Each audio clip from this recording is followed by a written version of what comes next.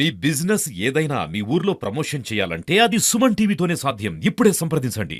ఏదైతే కల్వకుర్తిలోని తిలక్ నగర్ ప్రసన్న ఇంటి వద్ద ఉన్నాము. ఇంటి ఓనర్ దగ్గర ఉన్నాం. ప్రసన్న దీనికి సంబంధించి ఇంటి ఓనర్ ఉన్నాం.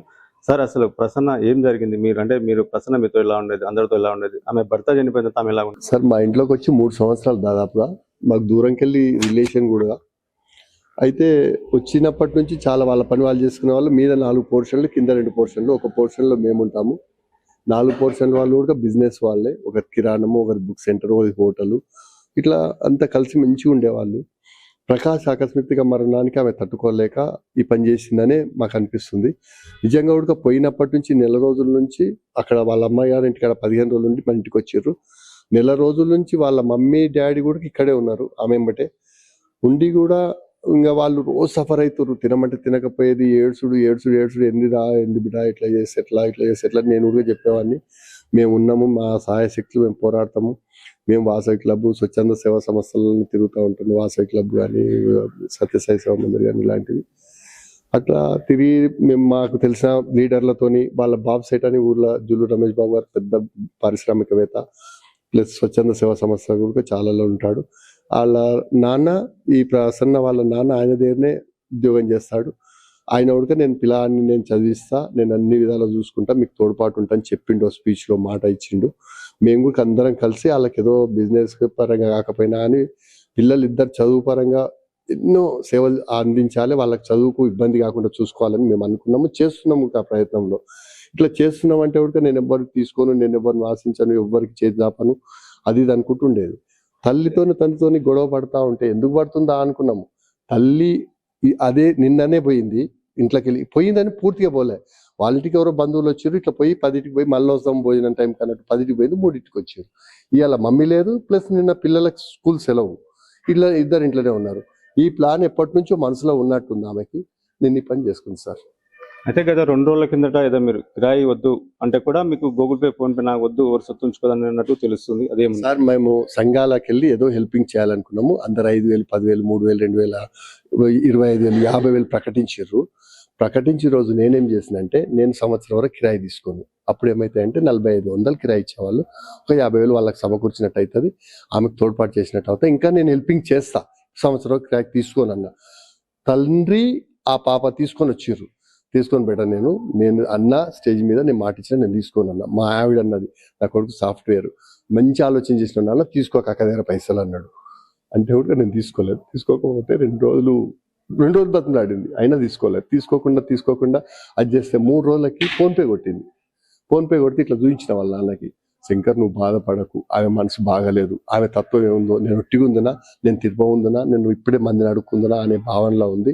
మీరు ఏమనుకోకండి, మీరు ఇంకో విధంగా హెల్పింగ్ చేతురు కానీ, మీరు చేయదలుచుకున్న సాయం ముందల చేతురు కానీ, ఇప్పుడు ఏమనకు, నువ్వు ప్రేమగానే ఉండు, వాళ్ళతో ఎట్లా మాట్లాడినావు అట్లే మాట్లాడు. 2 రోజులు మాట్లాడదు, నాకు బాధ అనిపించి పైసలు వద్దనిపించిందని. 3వ రోజు నుంచి సరేలే, ఆమె బాధ మనం ఎందుకు కావాలని, తిన్నావా బెట, పోయినావా బెట, ఉన్నావా బెట అని మనం ఇచ్చింది.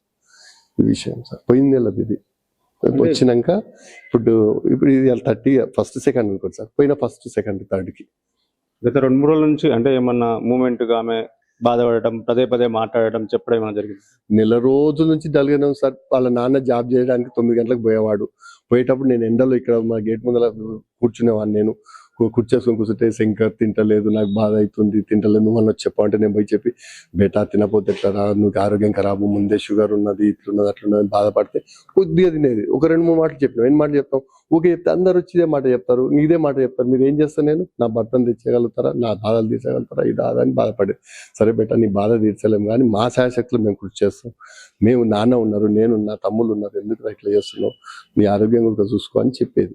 ఇంకా డల్లుగా ఉండేది, ఎవరితో మాట్లాడకపోయేది. అంతకుముందు మంచి క్లోజ్గా ఒక్క ఇంట్లో లేక నవ్వుకుంటూ ముచ్చుకుంటూ, ఈ పాప పక్క ఇంట్లో ఉంటుంది, ఇంకో పాప 4 పోర్షన్ల కూడా చాలా క్లోజ్గా ఉండేవాళ్ళు. ఒక్క ఇంటి మనుషులు లాగానే ఉండేది. నేను కూడా వాళ్ళు కిరాయి మనుషులు అనుకోకపోయేది. మా ఇంటి మనుషులు, మా ఇంటి సొంత వాళ్ళలాగా. మేము వైశ్యాసు, 3 వైశ్యాసు ఉంటారు, 2 రెడ్డిస్ ఉంటారు. 5 పురుషుల కూడా కలిసిమెలిసి ఉండేవాళ్ళం. నేను ఇక్కడ ఉంటే ఎప్పుడైనా పోతే హైదరాబాద్ మా బాబు దగ్గర పోతే 1 వారం రోజులు, 5 రోజులు, 3 రోజులు ఉండి వచ్చేవాడిని అంతే. నేను కూడా వేరే పరంగా స్వచ్ఛంద సేవలకు పోతే తప్ప బిజినెస్ పరంగా, ఉద్యోగ పరంగా బయటకు వెళ్ళేవాడిని ఏం కాదు. ఎక్కువ శాతం అందరు తిన్నారా బేటా, బాగున్నారా బేటా అని మొదలుచుకుంటుండేవాడిని. నిన్న మధ్యాహ్నం ఏ సమయంలో జరిగింది, అంటే ఏం జరిగింది అని కూడా పైకి నుంచి మీకు ఏమైనా శబ్దాలు కానీ ఏమైనా వినిపించడం కానీ ఏం జరిగింది? అదేమైంది సార్, ఇప్పుడు వాళ్ళ మమ్మీ 10 గంటలకి బయటకు పోయింది, ఈమె 10 గంటలకు షాప్కి పోయింది. వీళ్ళందరూ పోయిన తర్వాత మేము ఏదైనా టెంపుల్కి పోయేద్దాం అనుకున్నాం. నేను ఇంకా భక్తి భావకంగా ఉంటే నిన్న జనవరి 1 కన్నా పోయేద్దాం అనుకుంటే అనుకోకుండా పక్క రామకృష్ణ అని కిరాణం షాపు, నేను వస్తాను అంకుల్ అన్న, ఇంకో పాప నేను వస్తాను, ఆ పెద్దమ్మ ఊరికి వచ్చింది. ముగ్గురం మా ఆవిడ కలిసి అమ్మ ఆంజనేయ స్వామి గుడి ఊరుకొండకు పోయేసి వచ్చినాం. పోయి వచ్చినప్పుడు దాదాపు మేము 10:30, 11 తర్వాత పోయినాం. 12 వరకు దగ్గర పోయినట్టున్నాం. 20కి వచ్చినాం. వచ్చేసరికి ఇంట్లో ఉంది. వీళ్ళు వెళ్ళేసి ప్రసాదం కూడా పెట్టారు. మన ఎంబడి వచ్చిన మిగతా అమ్మ కానీ ఇంకో బిడ్డ కానీ ఇంకొక అమ్మ కానీ వెళ్ళేసి ప్రసాదం కూడా ఇచ్చారు. ఇచ్చి కలిసి ప్రసాదం తీసుకున్నారంట, మాట్లాడారంట, తిన్నారంట, తినలేదన్నారంట, ఏదో కాదని. వీళ్ళు వచ్చి తినలేదు కదా సార్, మేమంతరం మా ఇంట్లో అంతా తినడానికి అందరం వచ్చేసాం. తిని ఇట్లా కూర్చుంటున్నాం. ఒక 10-15 నిమిషాలకు వాళ్ళ బాబు వచ్చిండు, తమ్ముడు చక్రి అని, పెద్ద తమ్ముడు వచ్చి పైకి పోయిండు. తలుపు కొట్టి తీస్తలేరు. ఇట్లా తాత తలుపు తీస్తలేరు అని గట్టి కొట్టిండు.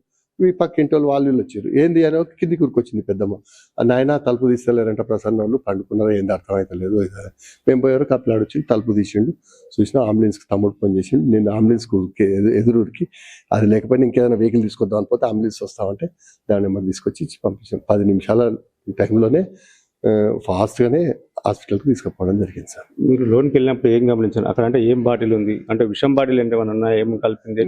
మేము మీరు పోయి చూసి వాళ్ళ పరిస్థితి అట్లంటే బాబుని తీసుకొచ్చాము, బైక్ మీద తీసుకెళ్లారు. వాళ్ళిద్దరు పడుకొని ఉన్నారు. ఇద్దరిని ఎట్లా మనం తీసుకుపోవాలి, కంపల్సరీ అంబులెన్స్ వెహికల్ ప్రైవేట్తో ఏదో కావాల్సిందే అనే ఉద్దేశంతో నేను బయటకు వచ్చేసి వెహికల్స్కి వెళ్ళాను. వచ్చేసి తర్వాత విషం అనేది ఇంట్లో ఏం దొరకలేదు, కానీ షాప్లో నడుపుతున్నది కదా, ఆ షాప్లో ఏదో మనకు ఆన్లైన్లో తెప్పించుకున్నది అని చెప్పి తెచ్చారు. ఆ డాక్టర్ గారికి ఇచ్చారు రాత్ర. ఎందుకంటే దాన్ని బట్టి చూస్తే ఇప్పుడు బాబు ట్రీట్మెంట్ నడుస్తున్నది కదా, పాయిజన్ ఏందనేది తెలిస్తే మాకు ట్రీట్మెంట్ కరెక్ట్గా చేస్తుంది, వెతకండి అంటే అందులో బాటిల్ దొరికింది, తీసుకెళ్ళింది. అది ఆ బాటిల్ ఏందనేది తెలియదు. అయితే మనకు పార్సల్ వచ్చే కాటన్ ఉంటుంది కదా సార్, అది మనకు ఆన్లైన్ పార్సల్, ఆ కాటన్ దొరికింది, ఆ డబ్బా దొరికింది. అది తీసుకుపోయి డాక్టర్ గారికి ఇచ్చారు రాత్రి. అది సంగతి. వాళ్ళ తమ్ముడే వచ్చి చెక్ చేసిండు, షాప్ తీసిండు, తీసుకుపోయిండు. అంటే 40 రోజులు జరుగుతున్నా ఆమె షాప్ తెరవలేదు, ఇంట్లోనే ఉండిపోయింది అంటే ఏం లేదు, తెలిసేది. ఇప్పుడు 40 రోజుల్లో 15 రోజులు వాళ్ళ ఇంటి దగ్గర ఉండి వచ్చింది, 1 రోజులు మా ఇంటికి వచ్చింది. మా ఇంటికి వచ్చే తెల్లారి సంతి షాప్లోకి పోతుంది. రోజు 9-10 మధ్యలో వాళ్ళ నాన్న వాళ్ళ బిడ్డను దించి షాప్ తెరిచి ఆయన జాబ్కి పోయేవాడు.